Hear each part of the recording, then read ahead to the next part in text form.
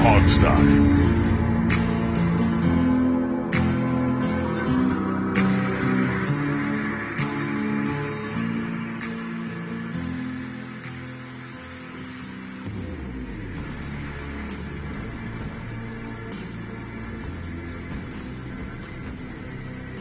What's going on, everybody? Welcome back to another episode of the Hog Sty Podcast. I am your temporary guest here for the week, or host, excuse me, Jamal Forrest. I'm here with my guy Steve. Steve, how are you doing today? Hey, yeah, we're the only two. I'm good. We're only the only two that didn't have other things to do here today. Which I don't know what that really says about us, but I say, well, yes, we are recording at 9:00/8 o'clock in the morning on your end. For me. So yeah, right. So I mean, sometimes people get busy. Sometimes people, are preoccupied in the morning. So I mean, what can you say? It's just a 2-man show this week. We'll probably see everybody back next week, but that's a knock on wood type of situation. I can't really. It call always is. Yeah. So if we're going to go ahead and get started on the show, we have a pretty busy. We had a pretty busy weekend in NFL/Washington realm of things. First things first is we know that the team has finally announced a name/temporary name, the Washington NFL team, which is out of the. I would say out of left field because we all predicted if it would be a generic, it would be Washington Football Club. But either way, it's nitpicking here or there. It's not even a bad thing. Washington NFL team. So Steve, if we're gonna go ahead and start there for a brief second, we can see what you think about that. Well, first of all, Washington Football Club sounds like a soccer team, so I'm glad they didn't go that route because I hate soccer as a general rule. Look, if they had to do generic name, which I don't know if they really did, Washington Football Team is fine. Personally, I would have rather have seen them go stick with Redskins for another year. But that's just a business reality that was never going to happen, I guess. So this is fine, and we've already been over this like ad nauseum. But the simple fact of the matter is that there was not going to be a real name set up and ready to go by the beginning of the season. It was always impossible. So This is fine. It's better than just. I'm glad they kept the colors, and they're trying to keep as much of the history, kind of the connection as possible. So that's a good thing. I think one of the things with me was that they emphasized embracing the process. I don't have an issue with a placeholder name in general. Like if you're gonna do it like team, club, whatever. But if we're gonna do this thing the right way, make sure you actually take your time and actually abide by your statement that you initially put out. Like you're gonna go through this process, you're gonna speak with everybody, make sure that you go through that process. I could have been petty. For whoever's listening, I could have went on Twitter. I could have retweeted all these old conversations of me talking about, it seems like they're really rushing this process. Because, Steve, if you remember at one point, there was rumors that, or murmurs, I wouldn't even say it was like reports, that there was going to have a team name before the season started. There was going to have a team name within this week. That was probably a couple weeks ago. If that doesn't bring to your attention that something wasn't right here, like they're trying to rush through this process, I don't know what to tell you. But there was a lot of people who felt like they weren't rushing through this process. They had something in their back pocket this whole time, which never made sense.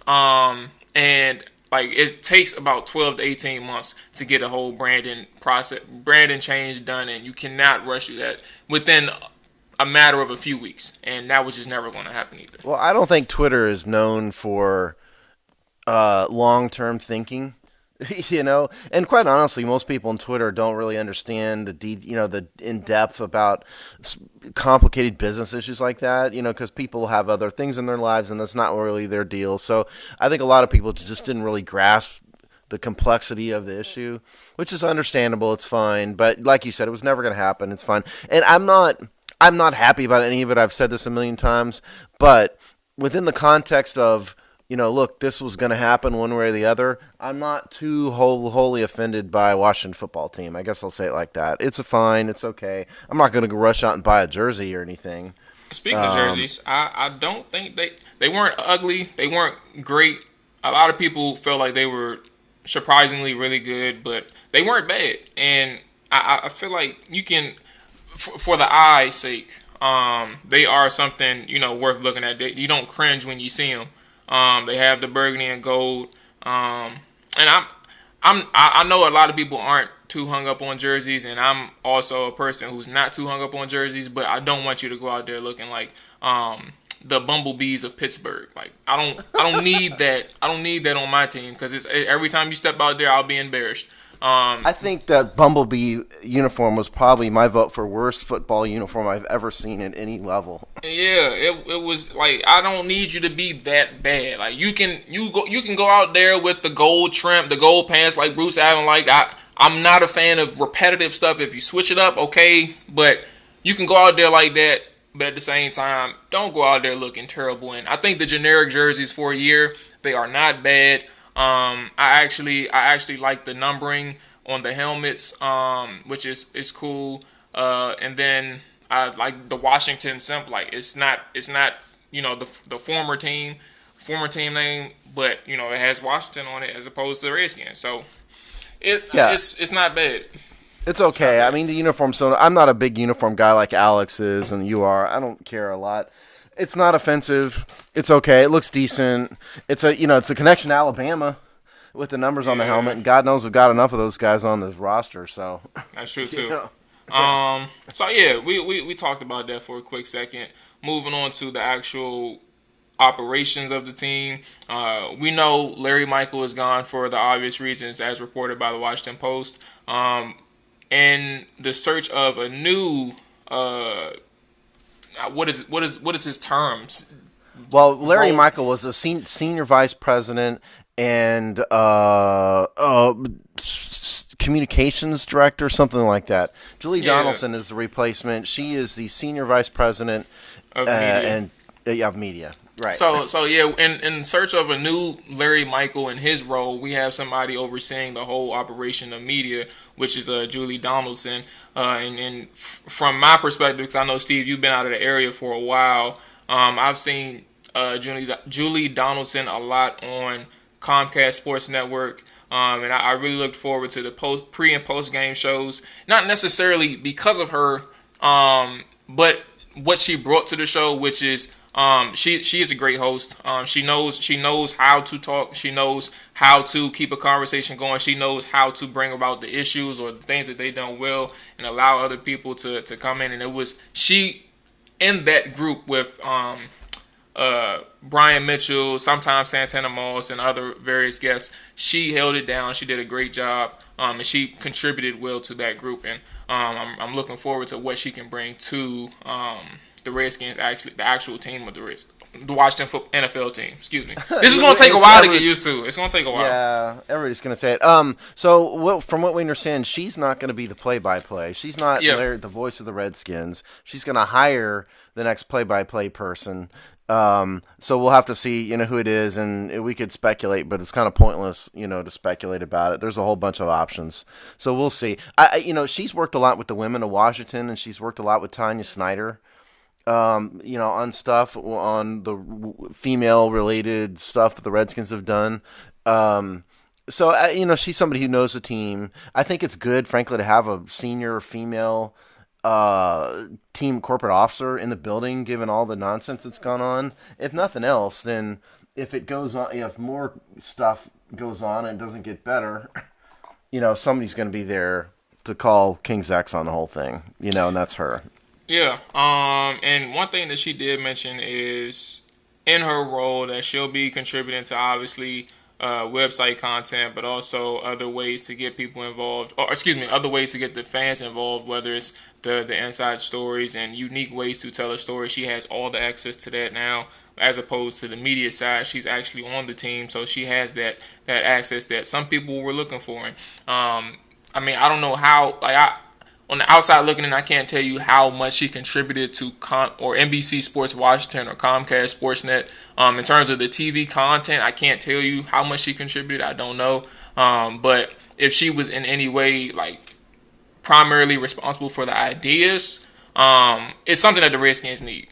If she was primarily responsible for the ideas that I've seen on TV, because they were well done conceptually. So With that being said, I don't know who's going to be in the booth. We understand it's going to be a 3-person team.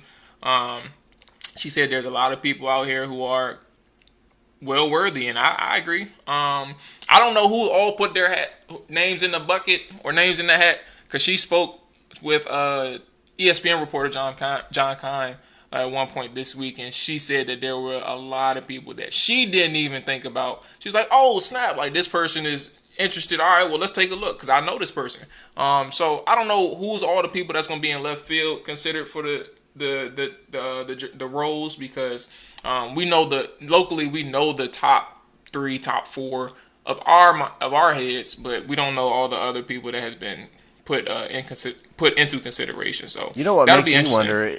What makes me wonder is whether Cooley and Doc Walker are going to be on the way out, and they're just going to reform the whole team. I like both of them; that's fine, but it kind of makes me wonder. So Yeah, I yeah, asked the same thing last week. About specifically about Cooley. I think Doc has no reason. They shouldn't get, like, Doc is the entertainer. He is the person. He's the personality of that thing. Like, he gets juiced up. He's the Patriot. If you remember the Patriots person who always has that funny commentary on the radio games. Like, they show it a lot on the Patriots games. yeah, on the Patriots games, Patriots radio, they have that one person who's excited every time Gronk gets the ball. He is that. Doc Walker is that person. Well, whatever his name is. Shout out to him for a quick second. But yeah, like, I Hey, don't we've think had Doc Doc needs to go. Walker on this show a bunch of times, and he's highly entertaining. He's a talker. If you have Doc Walker on your show, you can ask him one question, he can talk for 30 minutes about it. I love Doc. Yeah, I'm not saying they should dump him. It just makes me wonder if, in light of sort of the rebranding and redoing of the team, if they're just going to say, okay, we're starting over from scratch. And we went over last week, some options, Steve Buckhantz, Chick Hernandez. There's a bunch of guys who could probably do. And there's probably some women out there who could do it too. I say guys, but there's probably a few. So we'll see. They don't have a ton of time to decide. Yes, because the season is right around the corner, and we have no worries about whether or not there will be a season, because the NFL and NFLPA agreed upon the terms and conditions of this upcoming season. So we know there will be football. There won't be preseason. There will be training camp, but there won't be preseason.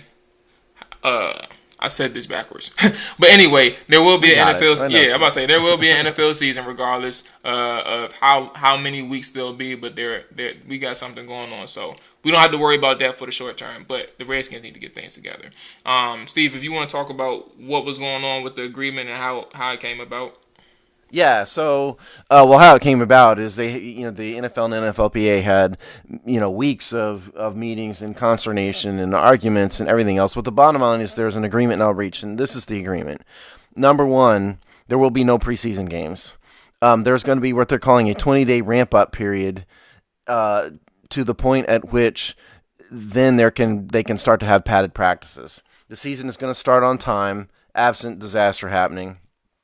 And the practice squad will be 16 players instead of 10. To account for the coronavirus. Yeah, the account for the coronavirus stuff, and players will be allowed to opt out because of the pandemic.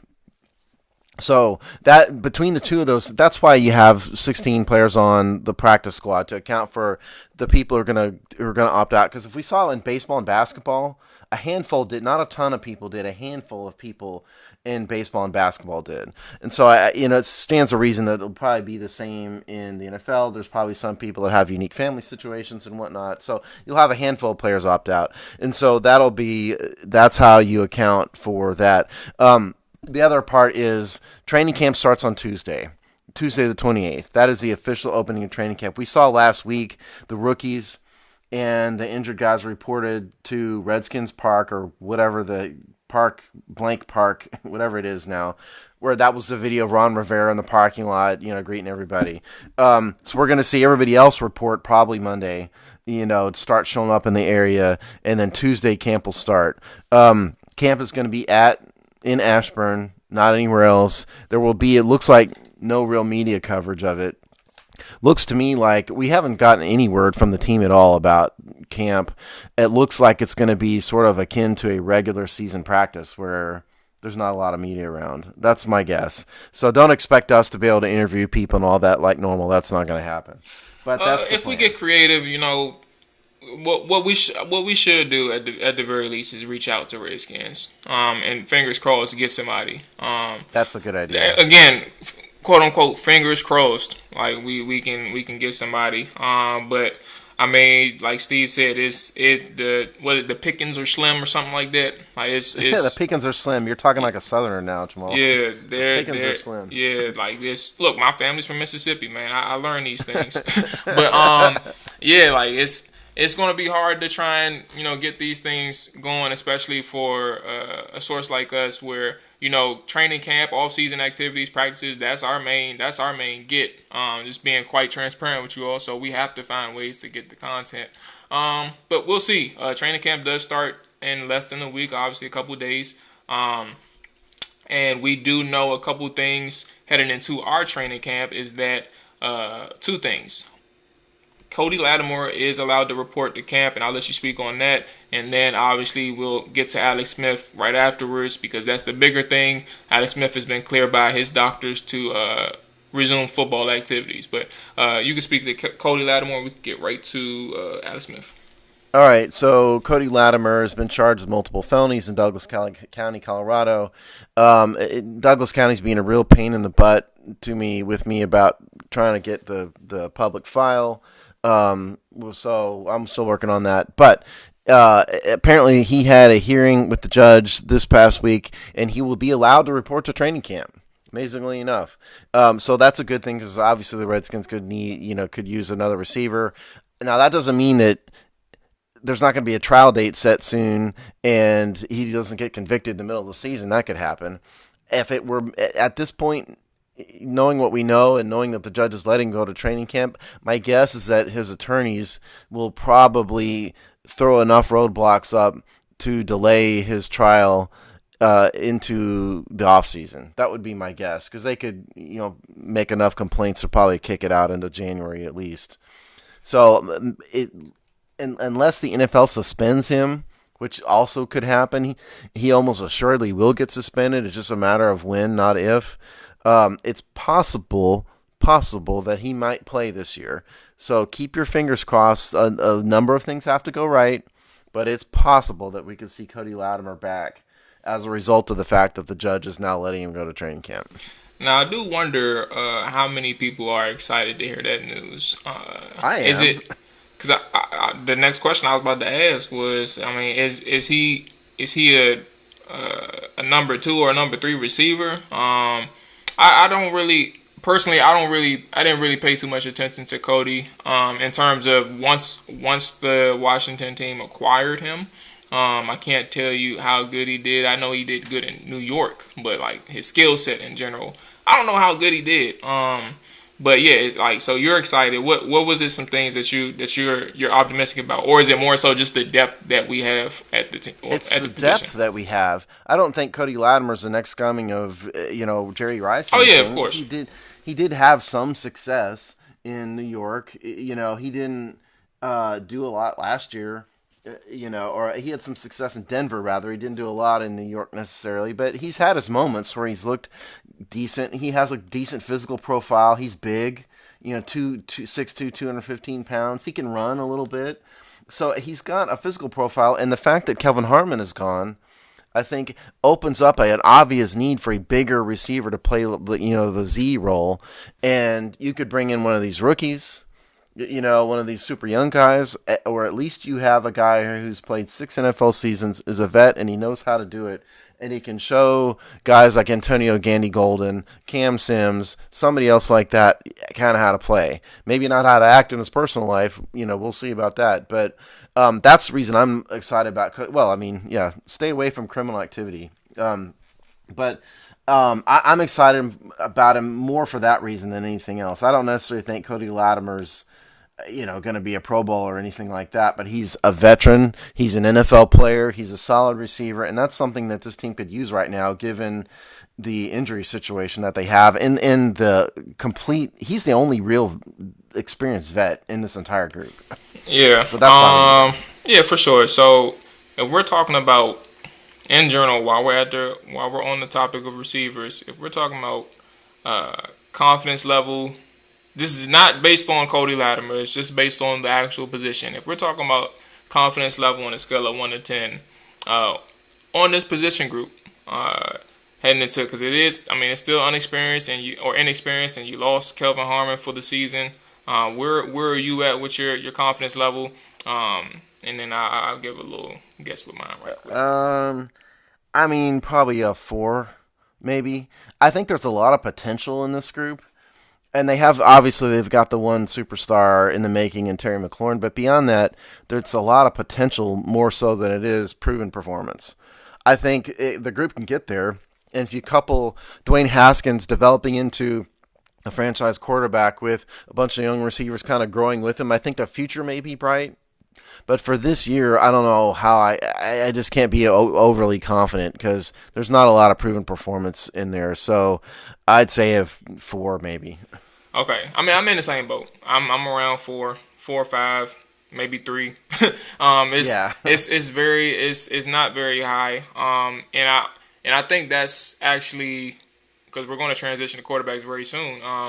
That's actually important because Dwayne Haskins is going to have to elevate. He's going to have to elevate this team, and he's going to have to elevate his offense because when you're not able to make plays all the time at the receiver group, your quarterback is going to have to find ways to get you the ball.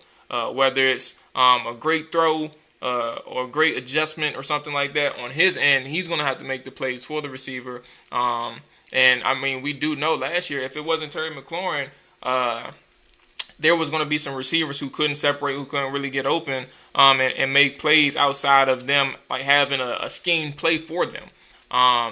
And that's the issue with this receiver group. I don't know. Again, we're not talking specifically Cody Latimer, but I don't know how he makes a difference. But you hope that the people that they added is able to. I mean, at the very least, you get a coach who can scheme them up as well. But it's going to be. I think it's going to be primarily on Dwayne Haskins personally. Yeah, I'm just worried that the fans are about to ask too much of guys like Antonio Gandy Golden. He's coming from Liberty University. I like Golden. Don't get me wrong. I mean, or Gandy Golden. I'm glad we have him and all that. I think he's a good player, but it's a lot to ask to have him go from Stephen Buckshot Calvert at Liberty University to let's start in the NFL and be a productive player from day one with no training camp, no preseason whatsoever, no offseason OTAs, brand new system, brand new coach, young quarterback. That is a recipe for disaster for a young receiver just thrown in the mix like that. So that's why I really think, to the extent possible, they ought to take it slow. I wouldn't be opposed to the team signing some other veteran receiver. Hopefully that's not bipolar, well, I mean, Antonio Brown is retired and unretired, who knows? But it wouldn't surprise me if they brought in some veteran off the waiver wire or somewhere to kind of help out, because I just think it's a lot to ask. And even, Antonio Gibson, he's not really a receiver. He's a running back. He's a running back who plays receiver. Yeah, exactly. And so he's not a guy who's going to go out there and be a starting full-time receiver either. We've got Cam Sims in the slot. Okay, that's good. I'm not Cam Sims. Steven Sims in the slot. I'm all about that. But beyond that, there ain't a lot of experience there. So it's I think Latimer actually is a huge benefit if he can play, even if he's not great. I think he can play a huge role. Yeah, I agree. And we did mention Dwayne Haskins, and we also have to talk about a returning guy. Though not cleared for contact yet, we do know that Alex Smith is heading into training camp cleared to play football or resume football activities by his doctors. Steve, if you want to break that down a little bit more, you can. But yeah, Alex Smith is back. First of all, quote unquote I'm shocked. Back. Excuse me. Yeah, I'm just stunned, first of all, on that. But the deal is, as Jamal said, his doctors have cleared him to play. So Alex Smith's doctors have cleared Alex Smith. He still has to pass the team physical. Now, the team physician, a woman whose name I can't remember right now, she was involved in that. So my guess, she was involved in Alex Smith being cleared by his doctors. She was there. So my guess is that he will probably pass the physical for that reason. I'm just stunned. I can understand why he wants to do it. It's a senior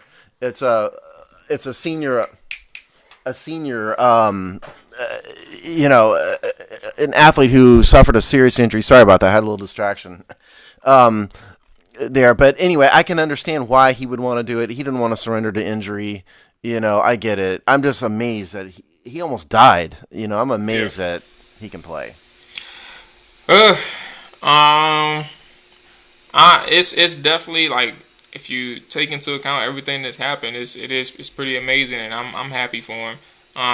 When you again you already mentioned it, like he really almost died. That's not an exaggeration, and especially if for people who have seen the documentary on ESPN or I think E60 or something, I can't remember. It was ESPN's E360 thing. Yeah, so the E360, like that documentary, in itself, if you take a look at that and see what he went through, from injury to recovery, it's pretty amazing, and you can't really discount anyone or what's the word, disregard anyone who is that determined to uh, make a comeback or make sure that they fight for uh, what drives them or whatever it is. Like you can't really disregard them. And Alex Smith is on a mission, whether it's to actually step on the field and throw the football in a live game or just prove to himself that he's not to be counted out. And so far he's at, if I had to give percentages, he's probably at 80% of his mission. And that's remarkable. And one thing that I will say, and it's not negative towards Alex Smith, this is about the team. Just because he got cleared, you don't have, like, all the insecurities came out on Twitter, on social media. He's not taking Dwayne Haskins' job, dude. Like, it has nothing to do with Dwayne. This is all about Alex. Alex made this recovery. He is pushing forward with his career. It has nothing to do with Dwayne. Do not let that distract you from the fact that these are two separate issues going on at hand. Alex Smith has made a great recovery. Dwayne Haskins is making great progress. One person is playing for the team this year for sure. The other person is in the midst of a comeback. Don't let these two confuse you. And Dwayne Haskins is good where he's at. You don't have to put these two people against each other. There's no need to say, well, Alex Smith was trash in 2018. We knew that. You don't, like, what's the point of repeating it? He's not starting. He's not taking Dwayne Haskins' job. Yeah, I don't think he was trash in 2018. I mean, he wasn't Joe Montana, but regardless, Jamal's right. Look, Dwayne Haskins needs to be the future of the team. Okay, I like Alex Smith. I respect him. Two guys that's coming to mind are D'Angelo Hall and Kobe Bryant. Both came back from very serious late career injuries. Neither one of them were ever really the same again. I think it's a lot to ask, Alex Smith to be the same again. But the bottom line is, the cold hard truth is that Dwayne Haskins needs to be the future of the team. They need to let him start. I mean, if you want to have an open competition, that's probably the Ron Rivera way, because I don't think you can tell Alex, you're not playing. I think you tell him compete and we'll see what happens. But the truth of the matter is, Dwayne Haskins needs to be the future. He was a first round draft pick last year. He's the franchise quarterback, hopefully to be. They need to let him play. Now, him coming back brings up a pretty big glut of quarterbacks, because you got Kyle Allen, you got Steven Montez. You can put him on the practice squad, for sure. But I guess it just probably bumps Kyle Allen down to number 3, probably, if Alex Smith can play. So I think if it were me, it would be a battle of who's the number 2 quarterback, not who's the number 1 quarterback. Dwayne Haskins, he's the future, period. I think all you do is stunt his growth and development by benching him because Alex Smith returned. Yeah, I can't really say anything more about it. I 100% agree. Or add anything more to it. It's just a situation where you're happy for Alex. It doesn't deter the outlook of Dwayne in any sense. And if anything, it may help Alex. It may help Dwayne more. He may be around the team because he's not recovering as much. He may be around the team more often, and near Dwayne on the field. Like he can be on the field mentor in some degree. Like he's not necessarily up in the booth up in the booth with Snyder or just out of the loop on game days. Like he may be more involved. So that's one thing to take into account when it comes to this situation. But Dwayne is the guy. Alex Smith is a guy who is fighting to come back. And I am happy for people. Well, besides one person who mentioned it, which is I don't even know why you guys entertain them. I don't have an issue with him, but it's no reason to really the guy. I'm intentionally not mentioning his name because people get worked up, but the guy I don't know who you're talking there. about. Yeah, you have to put me in the chant or something. It's not. I'll just say it is. So Tom Lavero, I'm not sure if you know the name Tom Lavero. Yeah. All right. Yeah. So yeah, I just didn't know who you were talking about. That's all. yeah, like people got worked up over. I thought it was pretty funny because I honestly didn't know why people kept saying Alex Smith isn't taking Dwayne Haskins' job. I didn't know why it was a discussion, so I asked somebody yesterday, and they said Tom Lavero said this. Why is my phone going off? Oh no. So my phone just called in the grill. I don't understand why. But anyway, my whole point of bringing this up is people are saying things that bring attention to unnecessary drama, but it's just bait. He's just throwing it out there to get people riled up. Like you don't have to feed into everything. And Alex Smith is a guy who's just working on himself. And this is a progress report. It's all it is. He's been cleared. You have nothing to worry about. Yeah, now in case anybody's wondering here, Alex Smith could be traded if anybody chose to do it. He's got a $21.4 million cap hit this year, so that's a lot to ask anybody to trade for a contract like that. If the Redskins traded him before, well, we're already after it. So the Redskins trade him, he would be a $5.4 million dead cap hit, so they would save money by trading him. But, I mean, the idea of that happening seems to be a long shot when he hasn't even proved he could play yet. But it's possible, that's a way to undo the logjam. If he proves he can play and some team is all of a sudden quarterback deficient due to injury, whatever, maybe you do Alex a solid and say, we're going to trade you to allow you to compete here because the future is Dwayne Haskins. Yeah. Period. So that was the thing I was bringing up before I got distracted by Siri on my phone was the money amount. Like this has nothing to do with money, and I'm happy that people wasn't really bringing it up because it has nothing to do with that. But to your point, the Redskins could trade him, but that'll be hard to do because who's going to trade for a quarterback who's that old, but also has that amount of money or attached to him?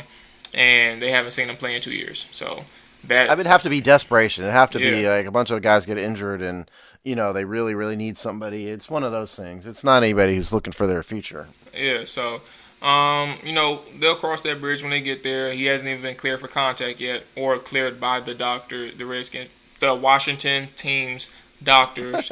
Though, as you stated, it may be in the snap of a finger or a 2-second process, given that the head doctor was there when he was cleared by his actual doctor, Smith's doctors. So, we'll see. That's an interesting storyline to follow. And again, we're happy for Alex.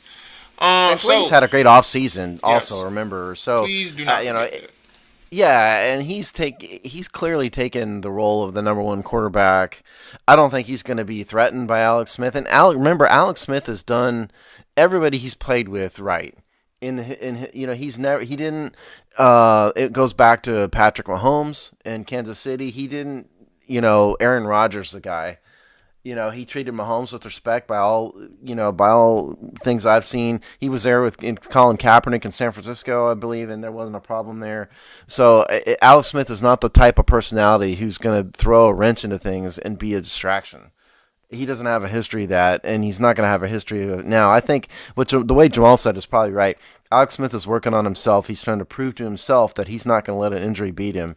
I don't think he's going to come in here saying, "Hey, I'm the guy and I need to start," and he's going to pout if it doesn't happen. That's not who Alex Smith is. Yeah, absolutely. All right, so we have a poll this week because last week we pushed our breakdown a bit due to all the Redskins, Washington. Jesus, this is ridiculous. It's okay. Just say Redskins. It's fine. Due to all the Washington teams. Breaking news of that week. So we're here again with special teams breakdown. A little spin on it because we know the the main horses in this punter, kicker, all this type of stuff, all that. We're not worried about that this week. Anyway, we have a poll, and before we get to the actual topic of the special teams, we'll get to that poll right quick. So, Steve, have it. Yeah, so the poll here isn't, hey, is Tressway good? Because that's obvious. The poll here is punt returners. The Redskins were last in the NFL last year in average yards per punt return, and the primary returner was Trey Quinn, who averaged only 4.9 yards per return, and that was last in the NFL for people who had over 15 punt returns on the season. So he didn't have success. So therefore, who do you think will be the team's primary punt returner in 2020? The options I gave were Trey Quinn, Steven Sims, Isaiah Wright, and other. And before anybody asks, because people did ask, because they asked questions without trying to dig for information themselves, Isaiah Wright was Temple's primary punt returner for 3 years at least. So he's a very experienced punt returner. I put other instead of Antonio Gibson because Gibson actually returned 0 punts with Memphis. He was a kick returner. So that's why I structured the options the way they are. So, Jamal, your thoughts, and what do you think the fans thought about this question? I think my thoughts is Steven Sims. I feel like that's the one thing that Washington, one of the many things that Washington annoyed me with last year. When you see how great Steve was as a kick returner, how do you not think it makes sense to put, especially his snap percentage on offense? You know that he's fresh. You don't have to force him to get on the or take breaks because he's so involved with the offense. Why are you not putting him on as a punt returner? So I feel like Steve Sims can get the job done. I feel like the fans, I think they want Steve Sims too. I think what came in second place was Antonio Gibson / other, because they're enamored with the new toy. So I feel like other came in second place with a heavy mention of Antonio Gibson. Sports fans are always enamored with the new toy, it seems Yes. like. Yeah, the obvious was Steve Sims, 64%, and we got a decent number of votes here. 64% of you voted for Steve Sims. Second place was close. It was actually Isaiah Wright at 20%, and other was 11%, and then Trey Quinn was only 4%. Look at me being dead wrong. Well, you were right. You got it right. You were just wrong about second place. First of all, I think Steve Sims is probably certainly the best choice. But my fear about this is that, especially with injuries in the wide receiver core and all that, I wonder if he's too valuable to risk on doing kick returns and punt returns and still having to be a primary playmaker on offense. I wonder if the reason why Isaiah Wright is here is for him to hopefully grab the role and them not have to play Steve Sims. Well, that's kind of what I'm wondering. Let me ask you a question. Are you familiar with Dante Hall? I think I know who he is. Yeah, I'm about to say Dante Hall did a lot of things for Kansas City. He was a kick returner, punt returner, and he played offense. Now he wasn't the number one receiver at that time. He was probably I don't know off the top of my head. He probably averaged 30 catches a year. I'll just say that he probably averaged 30 catches a year. And his snap percentage wasn't. It was high, but he wasn't involved as much. He was high for his role on the offense. But with that being said, I do agree. It depends on how much they want to involve him with the offense. And that may be the hesitancy to put him on punt and kick return duties. But I feel like if you want to maximize your opportunity, especially for a guy who still needs development on offense, if you want to maximize his opportunities to touch the ball, this is your way. This is your way. Yeah. I mean, a part of me says you can't play scared and you can't worry about stuff like that. I just wonder if that's why Isaiah Wright is here. Let's give the team a second option, a guy who is an experienced punt returner, and that's Isaiah. First of all, Dante Hall, you're right. He's averaging roughly about 30 catches a year. I mean, high of 40, low of 5. So, yeah, he's in that ballpark. Yeah, that's actually a really good comp, I think. Dante Hall reminds me a lot of Steve Sims. That's a pretty darn good comp of him, I think. I don't know. It's a shame that there's no preseason because I think this would really I also think the team ought to let Antonio Gibson try it at least. Just because he's a very dynamic dude. Just because he didn't do it in Memphis doesn't mean he can't do it. The Memphis had a whole bunch of guys like Antonio Gibson that all played that similar role. So if I were Ron Rivera, or who's the special teams coordinator now, if I I'll were look it him, up. But yeah. yeah, what I would do is I would get all those guys out there, and even let Trey Quinn try it too. I mean, he's on the team, for God's sakes, and just pick who's the best one. I think it's going to end up being Sims. But if Nate Isaiah Kaiser. Wright, yeah, there you go. Thank you. I think if Isaiah Wright shows something, they might just let him do it. They might just let him do it. We'll have to see. It's really hard to tell because we're not going to see him in live game situations until week 1. So, and this is where I feel like I don't know if the what's the NFL PA or maybe I think this is the way. I don't know if the terms and agreements allows for more than usual contact practices, but I think there needs to be plenty of scrimmages because there's no way if you're going to go so many weeks or so many days in a training camp or a 20-day period to get adjusted to things. There's no way you can go without the normal set of contact practices. You have to find a way to get these people in football shape, and you have to find a way to allow them to do it before week 1 hits. And you could do it within the team. Injuries are going to happen. And this is a rare circumstance in today's world where, look, if injuries are going to happen, like it is going to happen with the team. Every team is going to go through it. All 32 teams. If somebody gets hurt, they get hurt. But you have to find a way to get these people involved. And what also helps, I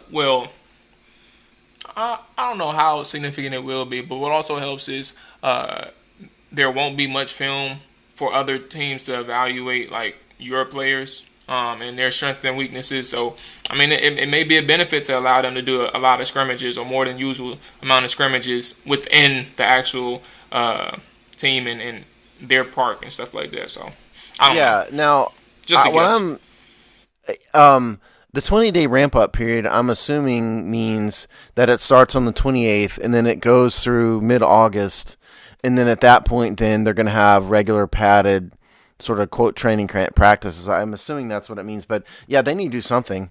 It doesn't. I haven't heard any word of like teams coming in and scrimmaging. Kind of like normal. But they need to do something because I find it hard to believe that you're going to throw guys out there for week 1 at being their first real live contact. That sounds like a recipe for disaster to me. Let me real quick read a couple comments from the poll.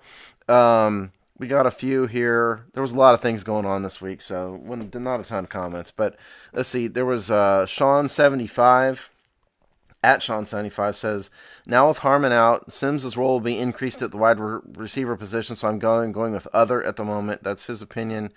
Adam Banig, who comments on a lot of these things, says either Sims or Antonio Gibson should be the punt returner and kickoff returner. I question whether Trey Quinn will even make the team. The rise and fall of Trey Quinn is ridiculous.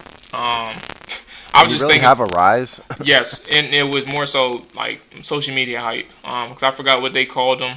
Well, he was Mr. Yeah, Irrelevant. Mr. Is that what you're Irrelevant, thinking but of? they had the fan base had a nickname for him. I don't know who gave him the nickname, but they rolled with it. I can't. I'm losing it. It's been so like that's how bad his fall has been because a lot of people have got seriously agitated by his inability to produce on the field. So, I think it's for. This is probably maybe a bit controversial, but I think fans, when they see a little white guy as a receiver, he tends to attract a lot of attention because it's just statistically it's unusual, to see a Caucasian receiver, and so then you automatically think of Julian Edelman, right? You see, I mean, even though they may not be anything alike, when you see a little white receiver, you think he's going to be Julian Edelman because people are just naturally curious, for lack of a better term, and you see that. And I think that's part of probably what the attention Trey Quinn got because the attention he got was unearned. He never really did much of anything to be dynamic. I don't know if he's even going to make the team. I agree. I don't think he's gonna make it. And by the way, a bunch of these comments are about that. A bunch of these comments say Trey Quinn isn't going to make the team. That's what a lot of these are. Well, Nick at Night said Gibson. And yet, no, like I said, he hadn't played punt returner before, but it doesn't mean he can't do it. All these are all Trey Quinn won't make the team. So that's the comment. The common thread here wasn't so much who's going to be the punt returner. It's that nobody in the fan base thinks Trey Quinn is going to be a Redskin next year. Don't mind my quiet. I went down the rabbit hole and I'm sitting here looking for his nickname. Okay. Well, while you're still looking for it, the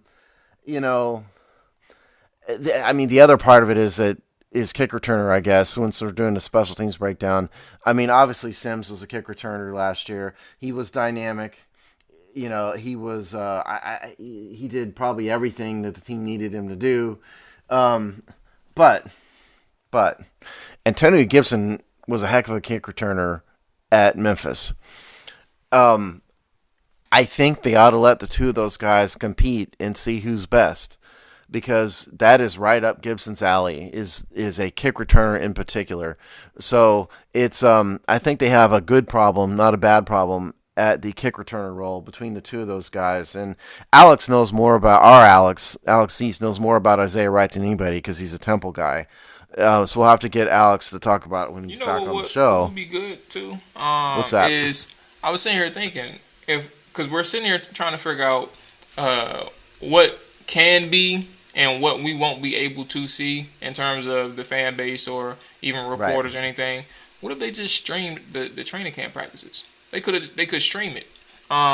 They could. Yeah, and allow whatever, because when you're actually at camp, the media is only able to record certain portions of the practice. Allow that to be the streaming session for people to view online. And hey, Sean DeBarbery, if you're listening, that's a great. Let's do that. That's a great suggestion. Yeah, allow people to see the 10, 15 minutes you're actually able to record as a media member. And go from there. I mean, it's only 15 seconds, but it gives people access to see what they want to see. And that's one way to take a look at things. Hell, why don't they stream all the practices for the first week or so? Yeah. Because we'd have fans there anyway in a normal year. Yeah. Let's just stream the whole thing. Yeah. That was the next part. I was like, because fans, they get on the media members to stop recording, but the fans never stop. They record all the portions that aren't allowed to be recorded. So you might as well. And if you're going to do that, allow the other teams to do it so there won't be no competitive disadvantages or something like that. So, that's not a bad idea. Matter of fact, I'm gonna reach out to Sean. I'm gonna do it. There you go. Tell him. Reach out to Sean.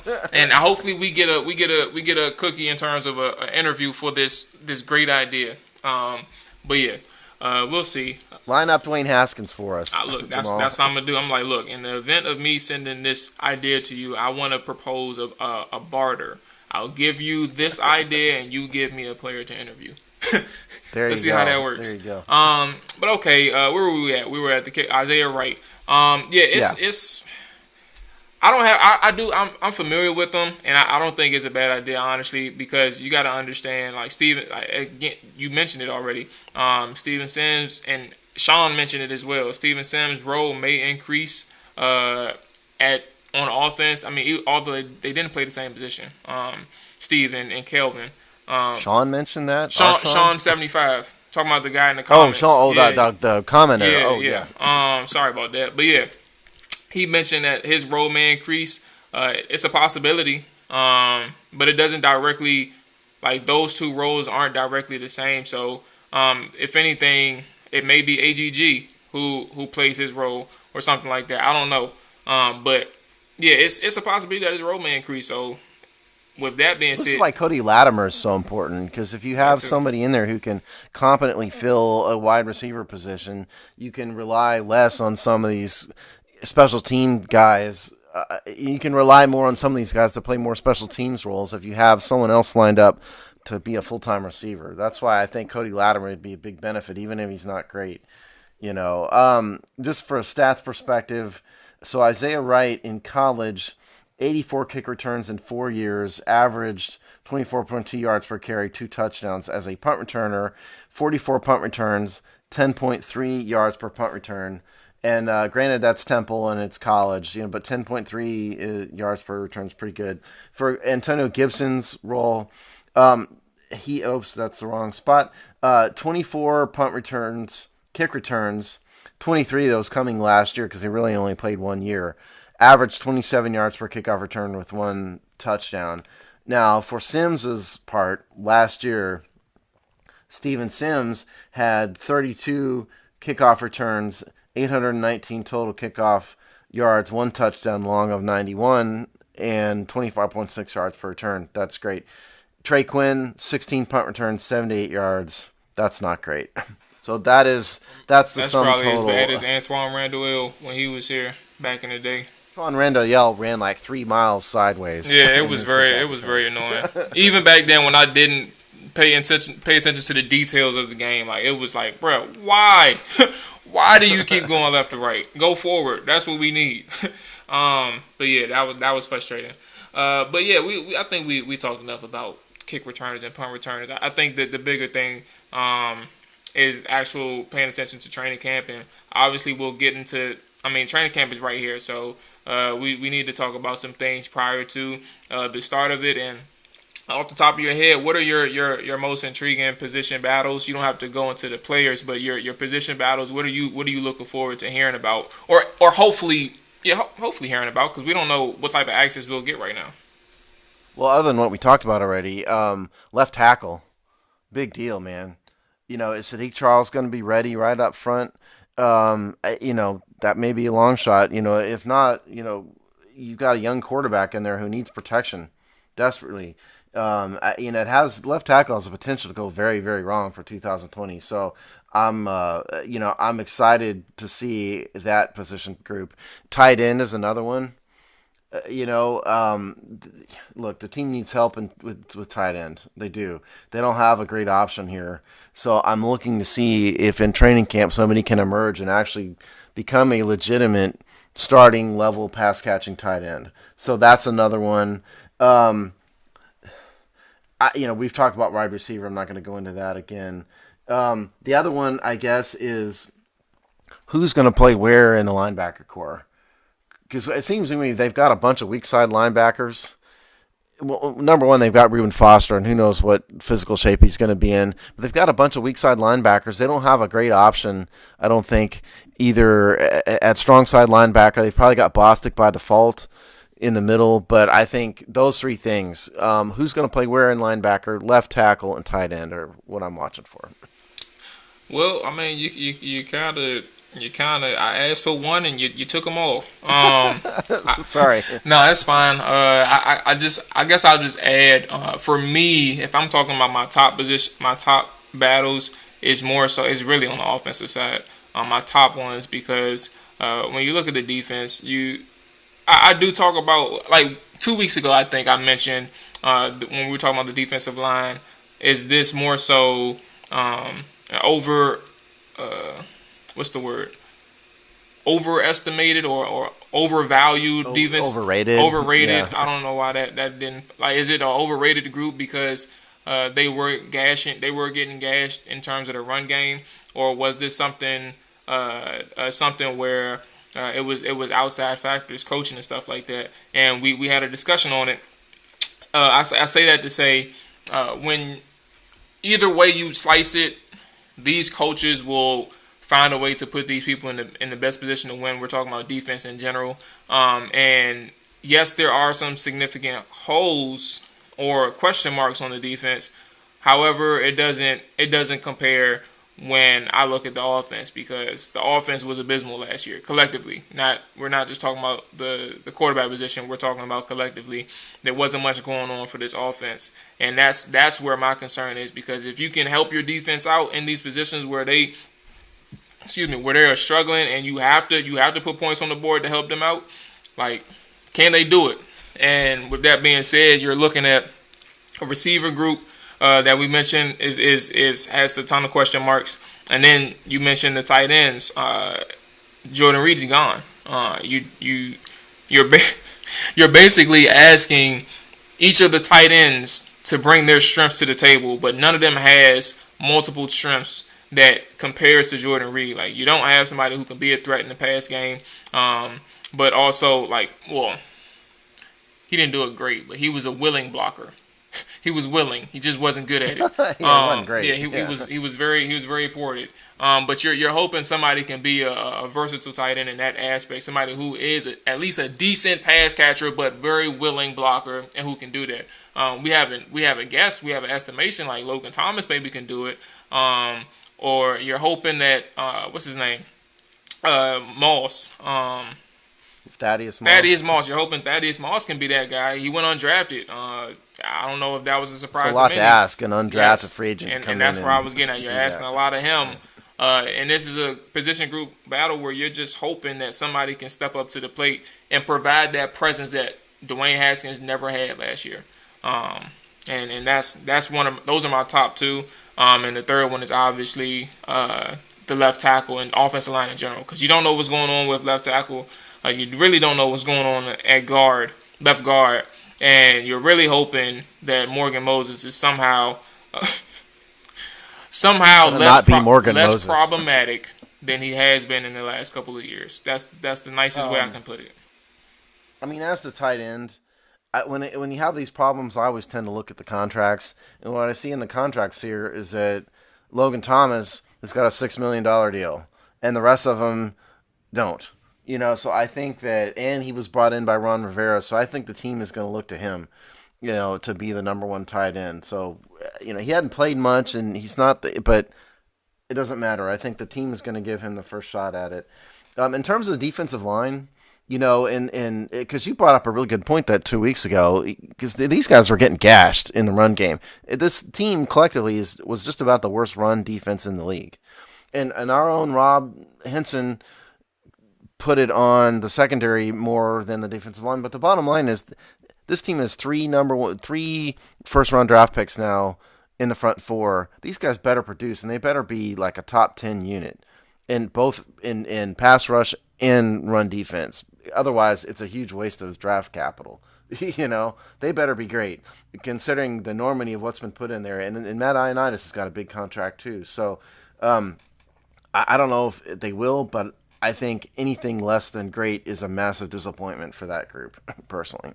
Now, I'm not saying that they were overrated. I'm just raising the question for those who are listening. I'm raising the question, like, were they overrated? Because we harp on pass rushing, which is obviously like the most important thing in a passing league today. Pass rushing, they're really good at that. But you have to take into account, like, if a team knows they can run on you, why would they pass?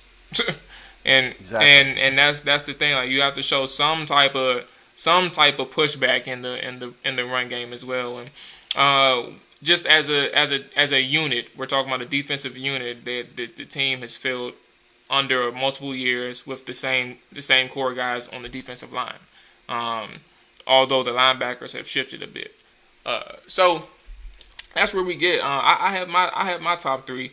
I don't know what to make of the coaching staff in general. Like, we know who Ron is. We know who Jack Del Rio is. We don't know who Scott Turner is. But like, you're asking. I mean, it's going to be interesting. Obviously, we think that it's because Ron is making these changes and off the field changes that somehow it's going to contribute to his on the field success. There's a lot of. I'm not saying we literally think that way, but all we see is the off the field changes in the organization, and you just hope that although he was above 500 in his tenure in Carolina, it wasn't significantly high. And you're just hoping that when you get here, you see sustainable and competitive football teams week in and week out. And I don't know if we'll get it. I just hope we do. I think it's a lot to ask, to be perfectly honest. Given the enormity of what's gone on this offseason, think about this.